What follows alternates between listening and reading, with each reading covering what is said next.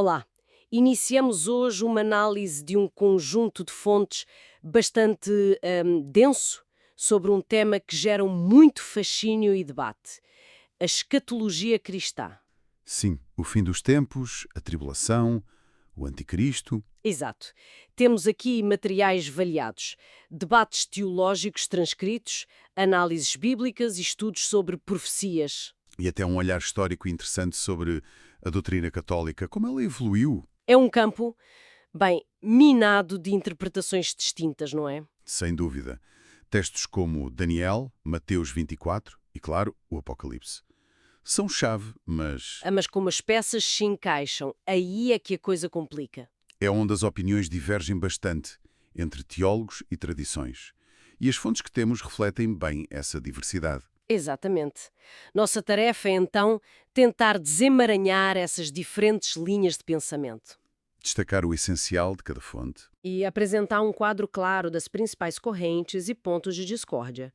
Bom, vamos começar por um conceito central: a Grande Tribulação. Uhum, As fontes a definem como um período futuro de sofrimento sem paralelo, como descrito lá em Mateus 24. certo. Mas a grande questão parece ser: quando isso acontece em relação ao chamado arrebatamento da igreja? Essa é realmente a divisora de águas nas fontes que a gente analisou.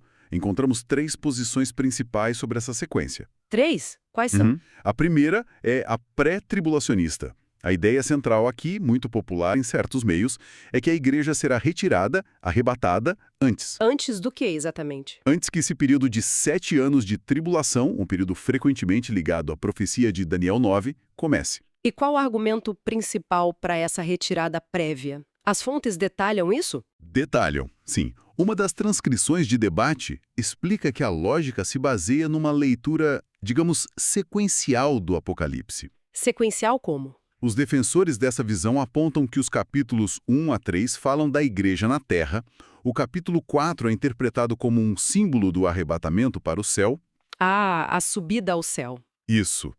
E, crucialmente, nos capítulos 5 a 18, que descrevem a tribulação em detalhe, a palavra igreja não é mencionada. Não aparece. Não, ela só reaparece no capítulo 19, retornando com Cristo.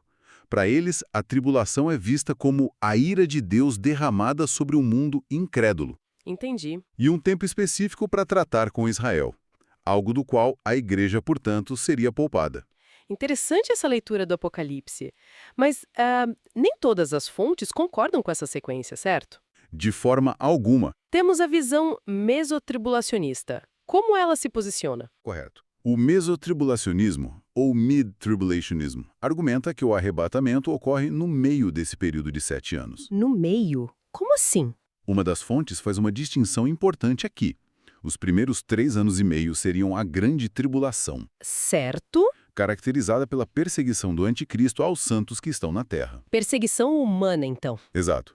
E os segundos 3 anos e meio seriam o grande dia da ira de Deus, um período distinto de juízos divinos. Ah, então essa visão separa a perseguição vinda do anticristo da ira que vem de Deus. Isso parece ser um ponto-chave. Exatamente. É fundamental para eles. Usam textos como 2 Tessalonicenses 2, que sugere que o homem do pecado, o anticristo, se manifesta antes da reunião dos crentes com o Senhor. Uhum. Apontam também para Apocalipse 6.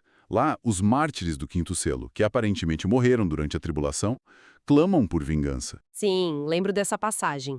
E logo depois, o sexto selo anuncia a chegada do grande dia da sua ira. A interpretação é que a igreja estaria presente para a perseguição. Mas seria arrebatada antes da ira de Deus ser derramada. Precisamente. Antes do derramamento final da ira, Faz sentido a distinção. E a terceira visão, o pós-tribulacionismo, leva isso ainda mais longe. sim, o pós-tribulacionismo afirma que a igreja passará por todo o período da tribulação. Sem arrebatamento no meio. A igreja passa por tudo. Tudo. O arrebatamento, nesta visão, ocorreria depois da tribulação, coincidindo com a segunda vinda visível de Cristo. E qual o argumento deles? Um dos debatedores nas fontes enfatiza Mateus 24, versículos 21 e 22, onde Jesus diz que esses dias terríveis serão abreviados por causa dos escolhidos. Por causa dos escolhidos. Para eles, isso implica que os escolhidos, a igreja, Estão presentes durante a tribulação.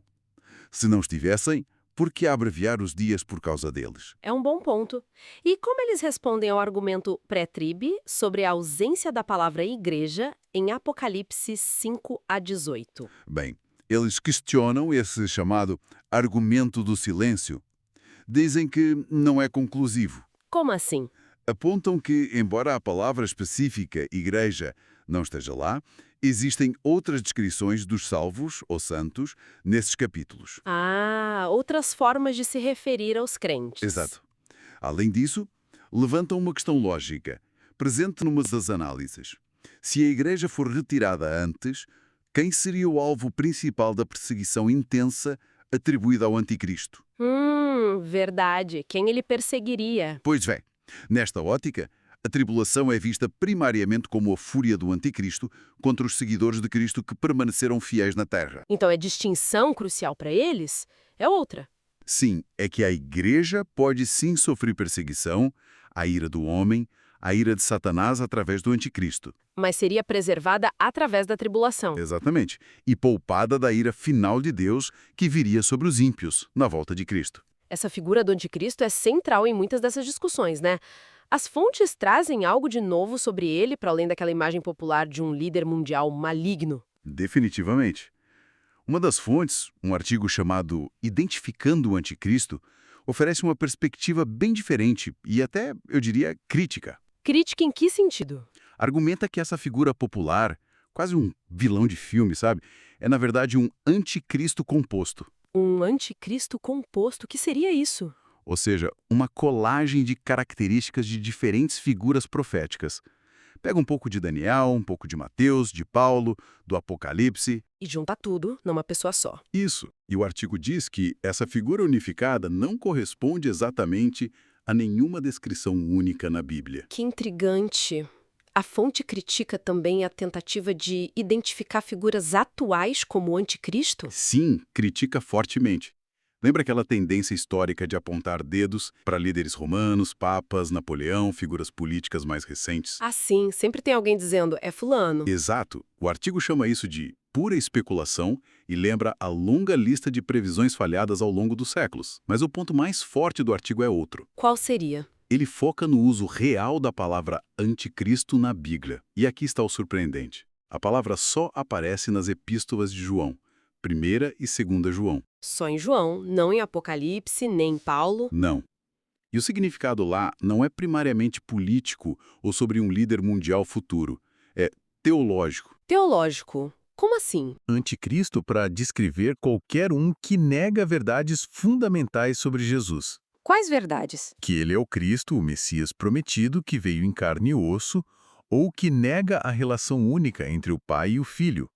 É uma negação doutrinária. Então, pela definição bíblica original de João, anticristo seria mais uma descrição de uma heresia, de uma postura de negação de Cristo, Exatamente. do que um indivíduo específico no fim dos tempos. Precisamente.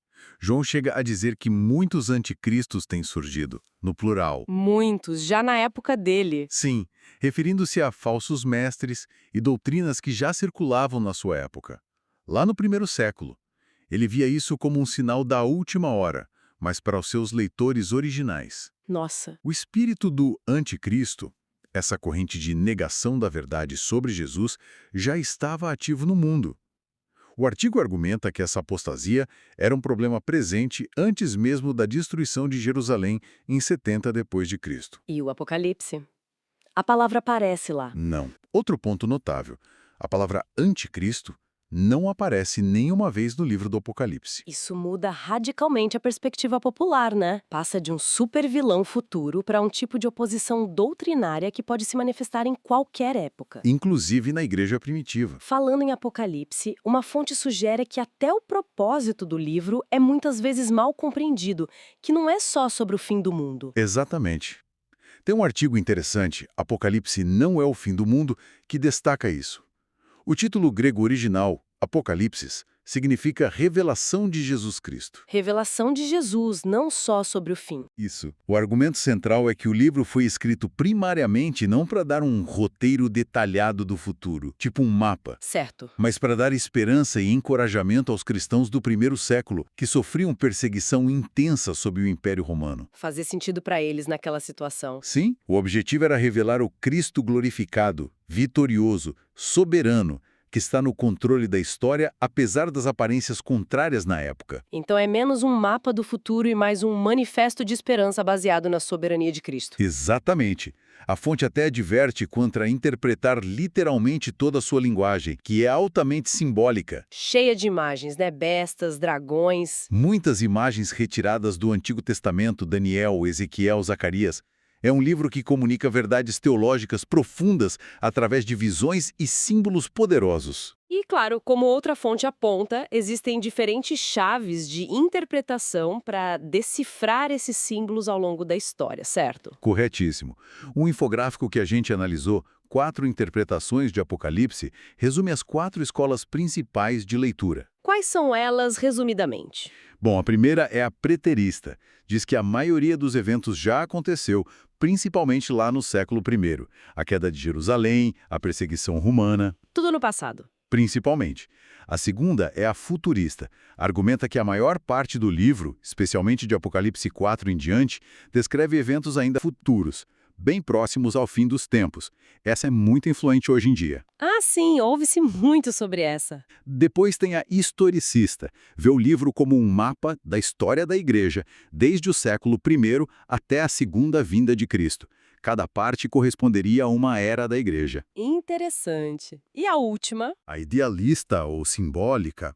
Para essa visão, o livro não trata de eventos históricos específicos, nem passados nem futuros. Então trata do quê? Apresenta verdades e princípios atemporais sobre a luta cósmica entre o bem e o mal, entre Deus e Satanás, a Igreja e o mundo.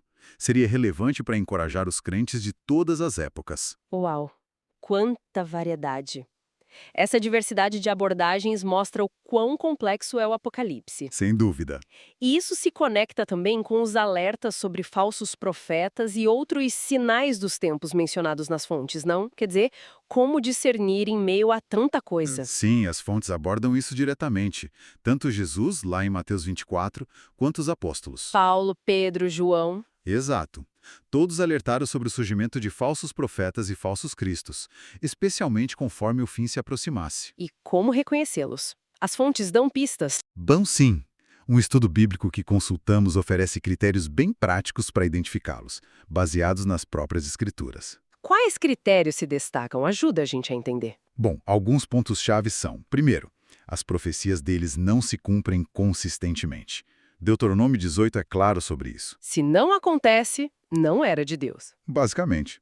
Segundo, seus ensinamentos contradizem ou distorcem a mensagem central da Bíblia, como Paulo e Pedro alertaram. Torcem as escrituras. Isso. Terceiro, muitas vezes causam divisões e conflitos dentro da comunidade, como Paulo adverte em Romanos 16 e a Timóteo. Buscam seguidores para si mesmos. Pode ser. Quarto, podem ser manipuladores, buscando ganho pessoal, poder, dinheiro, influência, talvez, usando bajulação ou até medo. Certo. E um ponto crucial, mencionado em 2 Timóteo 4. Eles geralmente recusam correção pela palavra de Deus quando são confrontados com a verdade bíblica. Não aceitam ser questionados à luz da Bíblia. Entendi. Além dos falsos profetas, Mateus 24 também lista outros sinais, como guerras, fomes. Isso. Jesus menciona guerras, rumores de guerras, nação contra nação, fomes, pestes, terremotos. Ele chama isso de princípio das dores, né? Exatamente. Não o fim ainda, mas o começo das dores de parto, digamos assim. Ele também previu perseguição aos seus seguidores, aumento da maldade e o esfriamento do amor de muitos. Muita coisa negativa. Tem algo positivo? Tem um sinal positivo também: a pregação do Evangelho do Reino por todo o mundo, como testemunho a todas as nações. Só depois disso viria o fim. E qual a orientação prática diante disso tudo? Como navegar nesse cenário? A orientação clara, citada numa das fontes, a partir de 1 João 4:1, Provai os espíritos. Testar tudo. Exatamente. Examinar cuidadosamente tudo, ensinos, profecias, líderes, à luz do testemunho consistente das Escrituras. Como Paulo diz em Tessalonicenses, examinai tudo, retende o bem. Não é para aceitar tudo passivamente, então. Tem que ter discernimento. Fundamental. Discernir e reter o que é bom, o que é verdadeiro. Agora, mudando um pouco de foco, mas ainda dentro da escatologia, uma das fontes mais distintas que analisamos traz uma perspectiva histórica da teologia católica. Ah, sim, a do Vaticano II. Isso, mostrando uma evolução na compreensão da escatologia, especialmente depois do Concílio Vaticano II. Como essa visão mudou em relação ao passado? É uma análise fascinante, realmente. O artigo O Vaticano II e a Escatologia Cristã contrasta a abordagem do concílio com um catecismo mais tradicional, pré-Vaticano II, o Catecismo Cauli. E o que esse catecismo antigo enfatizava? Mostra que a visão mais antiga focava muito nos chamados novíssimos, morte, juízo particular logo após a morte, céu, inferno, purgatório, e depois, lá no fim, o juízo final e a ressurreição da carne. Certo, as últimas coisas. Isso. E qual era a tônica dessa abordagem mais antiga, segundo o artigo? Qual era? Frequentemente era marcada pelo que o artigo chama de pedagogia do medo. Muita ênfase no juízo de Deus como um tribunal. Quase um julgamento legal. Exato. E na necessidade de acumular méritos individuais para escapar do inferno e alcançar o céu. Havia também uma visão mais dualista do ser humano. Corpo, visto de forma mais negativa, e alma, imortal e superior. Entendi. E o Vaticano II trouxe uma mudança de foco nisso. Trouxe mudanças significativas de ênfase, sim, especialmente na Constituição Gaudium et Spes, que significa alegria e esperança. O artigo destaca alguns pontos importantes. Quais seriam? Primeiro, uma visão mais integral do ser humano, corpo e alma como unidade, valorizando também a dimensão corporal e social da pessoa. Menos dualismo. Mais holístico. Isso. Segundo, a morte é vista não só como punição ou fim, mas como um enigma humano profundo que encontra sentido e esperança na morte e ressurreição de Cristo. A resposta está em Cristo. Sempre. Terceiro, o juízo de Deus é entendido mais como um encontro transformador com a verdade e o amor de Deus do que um processo puramente forense ou punitivo. Menos tribunal, mais encontro. Exato. Quarto, a ressurreição não é só um evento futuro de juntar corpo e alma de novo. É uma transformação que já começa nesta vida pela união com Cristo ressuscitado. Já começa agora. A participação na vida ressuscitada de Cristo começa no batismo, na fé. E quinto, uma fortíssima centralidade em Cristo. Ele revela o sentido da vida e da morte humana através da sua própria vida, morte e ressurreição. Muito focado em Cristo e na esperança. E talvez o mais interessante, o artigo fala de uma tensão escatológica. O que isso significa? Ah, isso é crucial. Significa reconhecer uma ligação vital, uma tensão dinâmica entre o que fazemos agora, Nosso trabalho, nossas ações? sim, nosso trabalho por justiça, paz, dignidade humana, os valores do reino de Deus, aqui e agora, e a esperança na consumação final, no futuro. Não é uma coisa ou outra, então. Não. Não é uma espera passiva pelo fim, nem um ativismo que ignora a esperança futura. Há uma dinâmica. O esforço presente tem valor eterno. Ele já participa e contribui para o reino que será plenamente realizado por Deus. A Gaudium et Spes tem uma frase linda que diz que o que permanecerá é o amor e a sua obra. O amor e sua obra. Que bonito. Essa mudança parece profunda.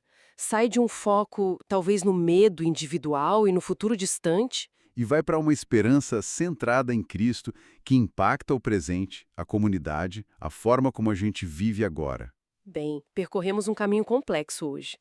Das diferentes contagens de tempo para a tribulação, Pré, meso, pós. passando pela identidade surpreendentemente teológica do anticristo joanino. Que não é bem o vilão pop, né? Exato. Até as variadas lentes para ler o Apocalipse e a evolução da perspectiva católica. Uma coisa ficou bem clara para mim. O quê? Agências nos mapas e cronogramas, quase todas as fontes convergem em alguns pontos essenciais. Você não acha? Quais seriam? O chamado a vigilância constante, a perseverança na fé mesmo em tempos difíceis. Sim, isso é recorrente. E a necessidade crítica de discernimento. Testar tudo pelas Escrituras, como a gente falou. Provar os espíritos. Isso. E claro, a esperança. A esperança na vitória final de Cristo é um fio condutor poderoso em meio a todas as interpretações, por mais diferentes que sejam nos detalhes. Verdade. Isso nos leva a uma última questão, talvez a mais prática de todas. Com tantas interpretações sobre o futuro e esse chamado bíblico constante para estar preparado, o que isso realmente significa para nós hoje? Como viver isso? É uma ótima pergunta para a gente refletir, né? Talvez, como algumas fontes sugerem, podemos pensar na perspectiva da Gaudium et Spes ou no próprio significado de Apocalipse como revelação de Cristo. Uhum. Talvez a preparação fundamental não seja decifrar enigmas proféticos com precisão matemática, ter o cronograma certinho. Não é sobre adivinhar datas. Talvez não. Talvez o estar preparado seja sobre viver o discipulado de forma autêntica agora, no dia a dia. Viver a fé no presente. Sim, cultivar uma esperança que não é passiva, mas que se traduz em ação em amor ao próximo, em busca por justiça em serviço. Manter o foco em Jesus, nos seus ensinamentos, no seu exemplo. Independentemente do cenário futuro exato que se desenrole. Exatamente, seja qual for o cenário escatológico específico que Deus tem reservado. Então, a preparação seria menos sobre prever o futuro com detalhes e mais sobre viver fielmente no presente à luz da esperança futura que temos em Cristo. Poderia ser essa chave, não? Como essa ênfase na esperança ativa, nessa transformação que já começa agora, molda a nossa forma de encarar o cotidiano, os desafios e também o futuro que Deus promete. Fica a reflexão. Excelente ponto para encerrarmos esta análise. Obrigada por nos acompanhar nesta exploração das fontes.